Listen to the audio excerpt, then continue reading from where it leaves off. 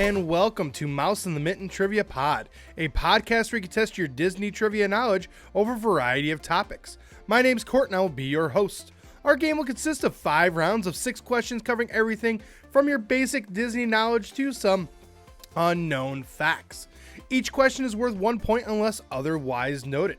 Make sure you follow us on Facebook, Instagram, and TikTok and let us know what your score is. And if you're watching us over on YouTube, make sure you subscribe, make sure you hit that thumbs up button, as well as turn on that bell for notifications. That way you know every single time a new episode comes out.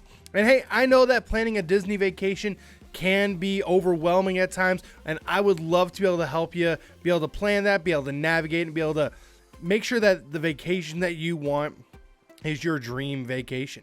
You can email me at mouseinthemitten@gmail.com and we can get you all taken care of. Well, it's been a good week this week, and it feels like we've kind of started into a trend a little bit, and we're going to continue that trend here over the last few weeks with this round 1. Round 1 is titled Animal Kingdom, and the reason why? Well, it's the anniversary of Animal Kingdom this week. It's the anniversary of when it opened, so all these questions have to do with Animal Kingdom and with one of my favorite parks. It's when I rank them, this is definitely up there just because it's such a cool park, plus, safari. Personal opinion, I guess. But let's get started with question number 1. Within 2, on what Earth Day did Animal Kingdom open? Question number 2.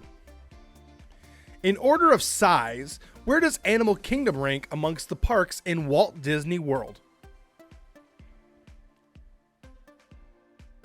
Question number 3. What is the name of the area where you can find the Tree of Life? Question number 4. What TGIF show was the first to be filmed in Animal Kingdom? Question number 5. Name the restaurant that is next to the park, but technically not in Animal Kingdom.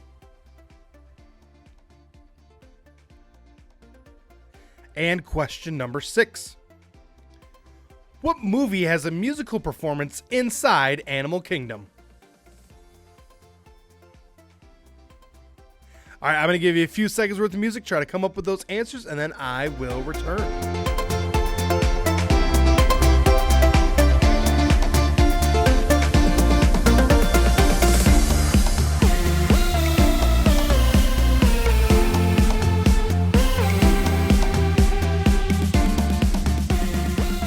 All right, let's get some answers here on Animal Kingdom. So question number 1. Within 2, on what Earth Day did Animal Kingdom open? Well, that would be April 22nd, 1998. So in order to get the point there, we would have had to say between 1996 and 2000. So yeah, this is the 25th anniversary of the opening of Animal Kingdom. And it's a great park. Like I said, I really enjoy it. The safari's cool. What they've done since then to kind of add to it now. I mean, what they're going to do to Dino Land, that's up for debate right now on whether it's going to be good or bad. But again, I thoroughly enjoy this park every single time that I go to it.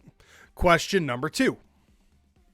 In order of size, where does Animal Kingdom rank amongst the parks in Walt Disney World? Well, it is the largest in terms of size out of all the 4 parks down in Walt Disney World. Now, part of that, majority of that, is due to just the sheer size of the safari. If we took off the safari, I think it's like the 3rd biggest, but because they have the safari, it is the largest park out of the 4 in Disney World. Question number 3. What is the name of the area where you can find the Tree of Life? That is Discovery Island. Now, one of my favorite parts of the last time that I was at Animal Kingdom was walking all these paths that were up to the Tree of Life that it felt like there was no one else in the park besides me, my wife, and my kid. It was really cool. It was really quiet, really serene, a couple of animals here and there, but you get really good pictures of the Tree of Life. So that was one of my favorite parts, and it was really cool to see that and see all the other areas and amongst the chaos of a Disney park to be able to find a quiet place. It was really cool. Question number 4. What TGIF show was the first to be filmed in Animal Kingdom? Well, that would be Sabrina the Teenage Witch. We talked about how this park opened in 1998. This episode aired, I believe, in 1998. It was literally filmed there, and at that time, there wasn't a ton. My wife remembers as a kid going to Animal Kingdom, and she went like 1999, where basically they just rode the safari, she said, like 10 times, because there wasn't a ton there. It takes a little bit of time to develop these parks, but what Sabrina the Teenage Witch was the first show, and I believe still the only show to be filmed there. Question number 5. Name the restaurant that is next to the park, but technically not in Animal Kingdom. That is the Rainforest Cafe. Technically, when you go to the Rainforest Cafe, you are leaving the park, and that's why you have to check back in when you go back through the restaurant. But it's still a cool restaurant. It's a little, you don't get the Disney prices, which is kind of nice, but the food is hit and miss for me. Sometimes it's good, sometimes not as good. And question number 6.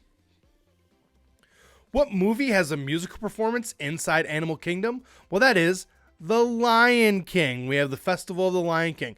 At one point, it was the celebration of the Festival of the Lion King. Great show, a lot of fun, a lot of aerobatics that go with it. Plus, last time we went, our daughter was entertained by some of the cast members because we were kind of by the side stage area where she would see them, and then they're, of course, all dressed up as different animals. She would wave, get excited, and they'd wave back. It was really, really cute. Of course, we're talking about Animal Kingdom. Always a fun time. Continuing on now into round number 2. Round number 2 is our fast facts. This round is filled with simple questions that have simple answers. Today's category is Epcot countries. For this round, what's going to happen is I'm going to give you the name of a country. You just have to say whether that country is part of the Epcot World Showcase or not. So a simple yes, no question for today. So let's get started with question number 1. Mexico. Question number 2. Canada. Question number 3.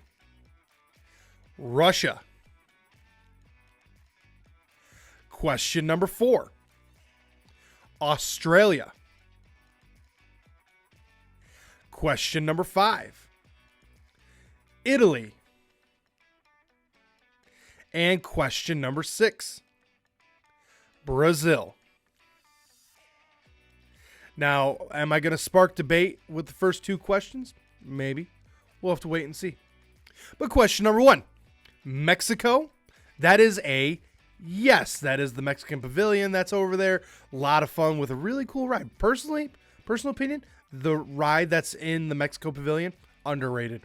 It's a great place to take a nap. Trust me. Question number 2, Canada. That one is a yes, and when it comes to which country to start at, that's the one that you start at. You start at Canada.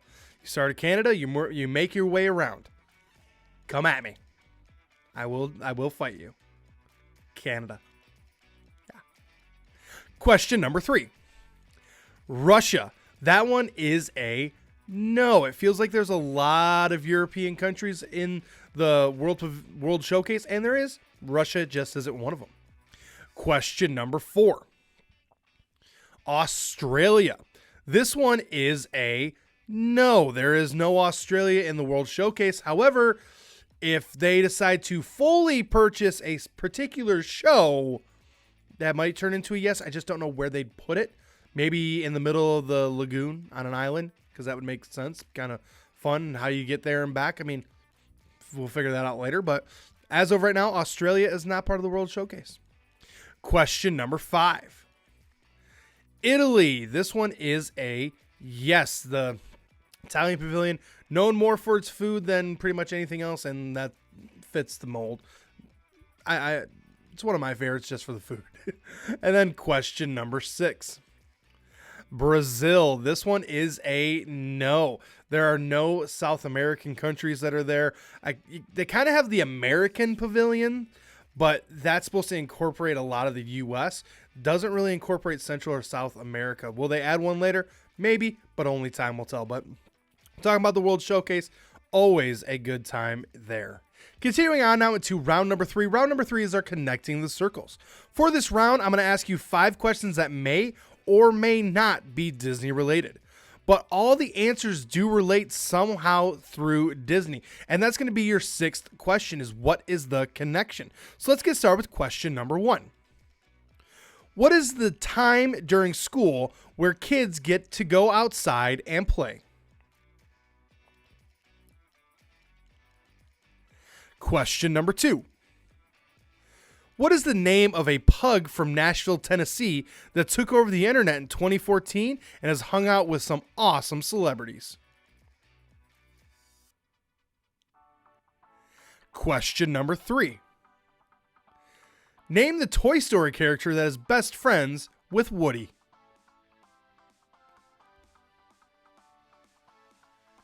Question number 4. Someone who has won the teacher's special favor or someone who is treated as a favorite by a teacher may better be known as what?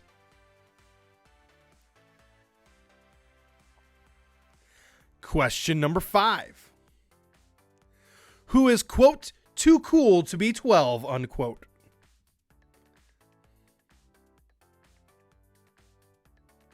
And question number 6 is what is the connection? I'm going to give you a few seconds worth of music, see if you can come up with that connection, and then I will return with that answer.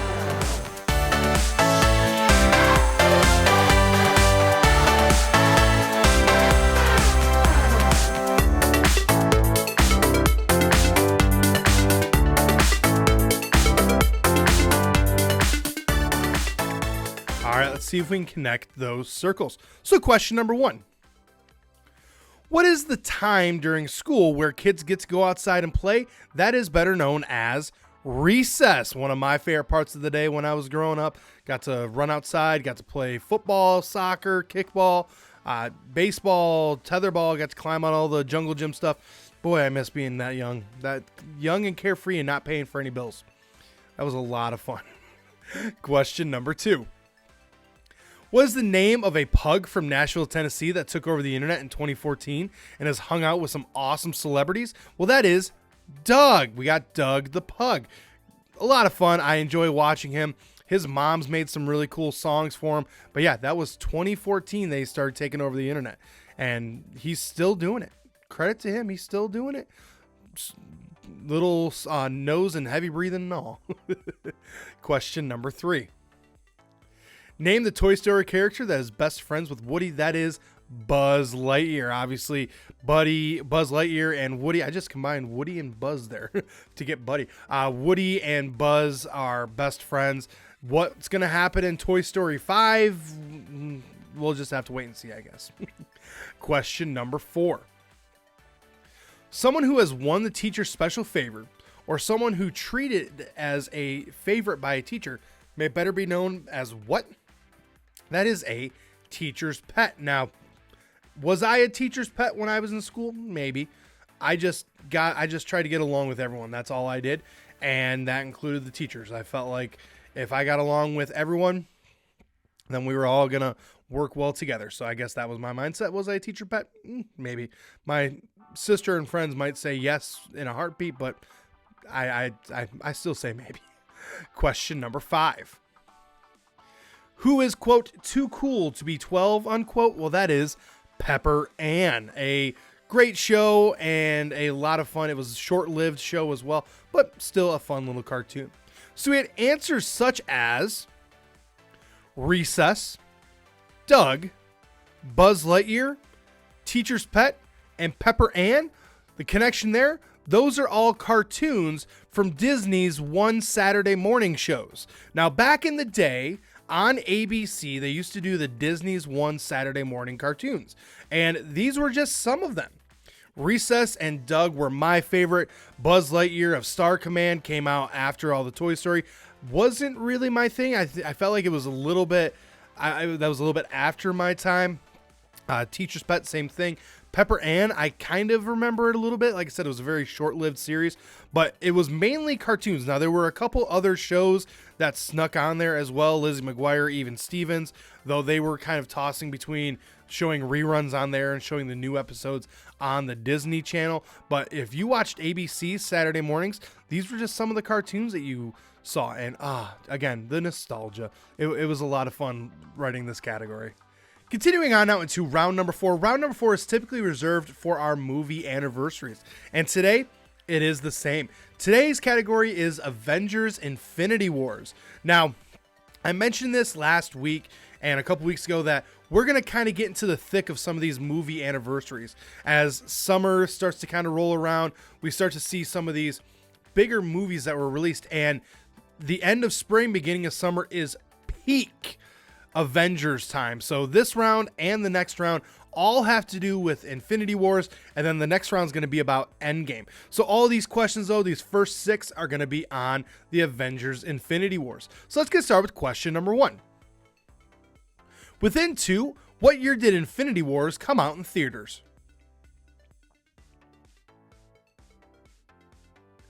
Question number 2. What is the name of the villain who is trying to collect all the Infinity Stones? Question number 3. Name the brothers who were tasked with directing Infinity Wars. Question number 4. When announced in October of 2014, what was the original name of Infinity Wars? Question number 5. Who was originally not allowed to read the script at the first read due to the number of spoilers for another movie? And question number 6. After the snap, who is the only Guardian of the Galaxy to survive? All right, I'm going to give you a few seconds worth of music, try to come up with those answers, and then I will return.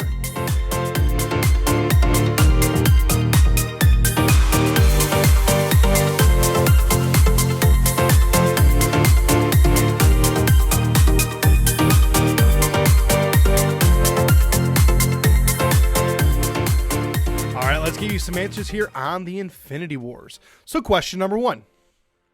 Within 2, what year did Infinity Wars come out in theaters? Well, that was April 27th, 2018. So in order to get the point there, what it had to say between 2016 and 2020. Now, I remember this coming out very distinctly. At this point, my now wife and I were dating. We were about to get engaged.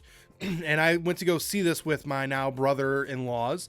And we saw it when it first came out. Same thing with Endgame. We all saw it together. And I just remember the theater being packed. I remember that there was a hype man at the theater who he was trying to hype up the crowd and everything else like that. Meanwhile, I'm just sitting there just like, show the movie. I don't care. I just want to see the movie. That's why I'm here. Props to that guy, though. He brought the energy, but we were all there just to see the movie. My popcorn was already gone. I eat my popcorn really fast every time. This is how I am. Question number 2. What is the name of the villain who is trying to collect all the Infinity Stones? That is Thanos. Now, his evolution from like the first time we saw him to this version was really cool. I like the steps that they made, and he ended up being a very good villain, and it was good. It was cool to see how his arc from beginning to end. Question number 3. Name the brothers who were tasked with directing Infinity Wars. That is the Russo brothers. They did a great job with this.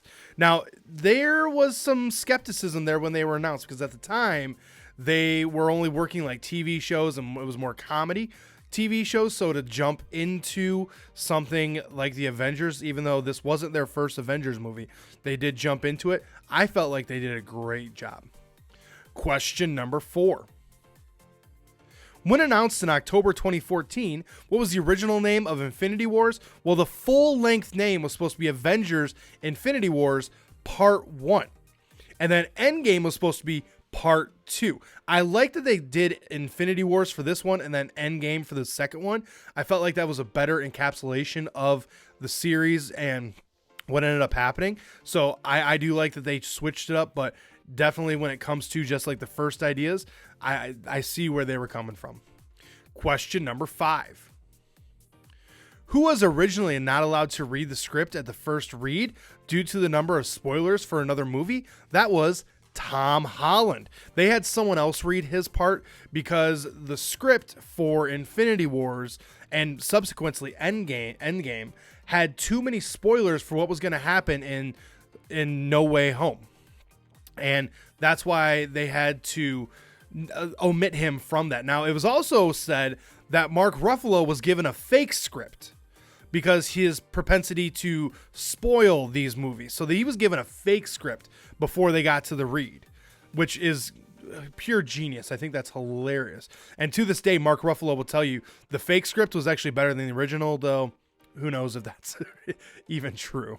Last but not least, question number 6. After the snap, who is the only Guardian of the Galaxy to survive? That is Rocket. All the other ones went away, and Rocket was the only one who survived, which is still surprising, but it ended up creating a really good tie between him and Thor, which we saw play out in Endgame as well as in the latest Thor movie. So again, a lot of fun. It's still this movie and then Endgame still rank as my number 1 and number 2 favorite Avengers movies. Speaking of Avengers Endgames, that is what we're going to wrap up today's game with, is all the questions about Avengers Endgame. Now, I think they said they filmed these kind of like all at the same time and then kind of sliced it and everything else like that. So it's interesting because then that's like, I think 5.5 hours worth of film. That's a lot, but all these questions have to do with Endgame. So let's get started with question number 1. How many years after Infinity Wars did Endgame come out? Question number 2. How many years after the snap does the majority of the story take place? Question number 3. What happened to Bruce Banner between the snap and when we see him at the restaurant? Question number 4. What year does Captain and Tony go to retrieve the Space Stone?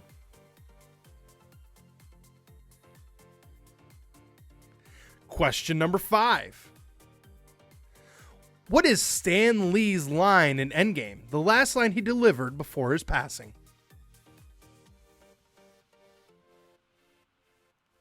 And question number 6. Does Tony Stark's beard look more like the Bee Gees or Mungo Jerry? All right, I'm going to give you a few seconds worth of music, try to come up with those answers, and then I will return to wrap up today's game.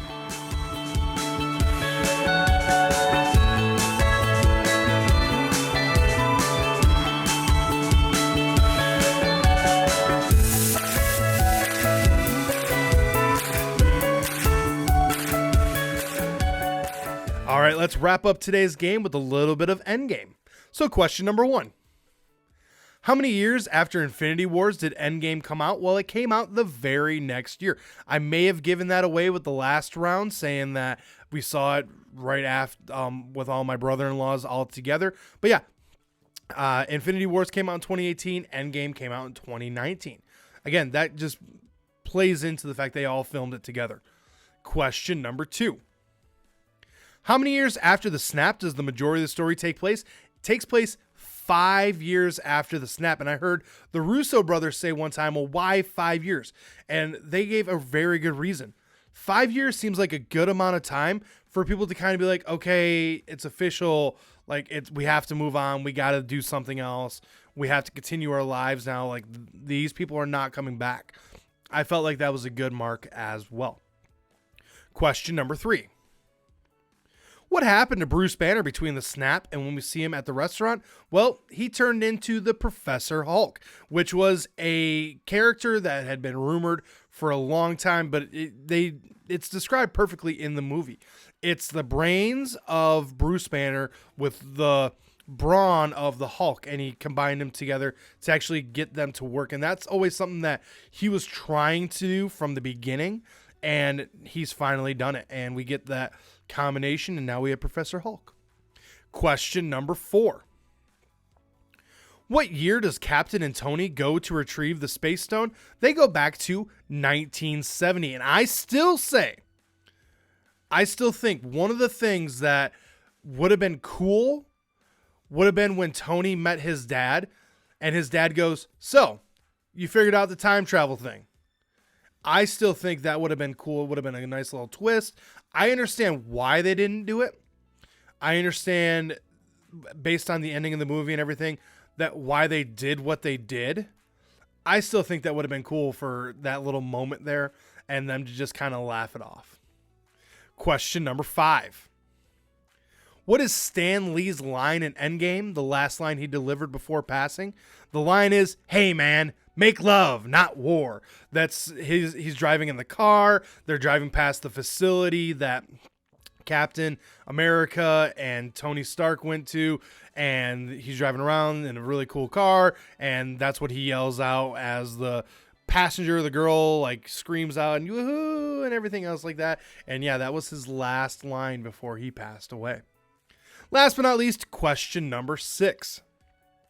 Does Tony Stark's beard look more like the Bee Gees or Mungo Jerry? The answer? Mungo Jerry. There's a scene after they go back in time where Captain America and Tony are in the elevator, and they interact with a secretary, and she calls security, and the security guard asks her, "Does the beard look like the Bee Gees or Mungo Jerry?" She's like, "Definitely Mungo Jerry." It's a cool little moment, and definitely something that makes me laugh as well. But again, Infinity Wars, Endgames, 2 of my favorite movies. Definitely worth watching. And I feel like even if you don't know all of the Avengers, it's still worth your time to watch. Well, I want to thank you for tuning in this week. I will return next week with more questions and more fun. Again, make sure you're following us on Apple Podcasts. If Apple isn't your thing, make sure you subscribe everywhere else. If you're watching us on YouTube, again, make sure you subscribe. Hit that thumbs up, turn on that bell for notifications, and if you can, in the comments, let us know what your score is. Make sure you're following us on social media, on Facebook, Instagram, and TikTok at Mouse in the Mitten, and we would love to see your scores on there as well. And hey, again, planning a Disney vacation can be very tiresome, can be overwhelming. I would love to help get you all taken care of and make sure that everything is in order for you to have the best vacation you can possibly have. To do so, all you got to do is email me at mouseinthemitten@gmail.com, and we can get you all taken care of. Well, hey, my name's Court. The dog's name is Milo. I appreciate you tuning in, and I will see you next time.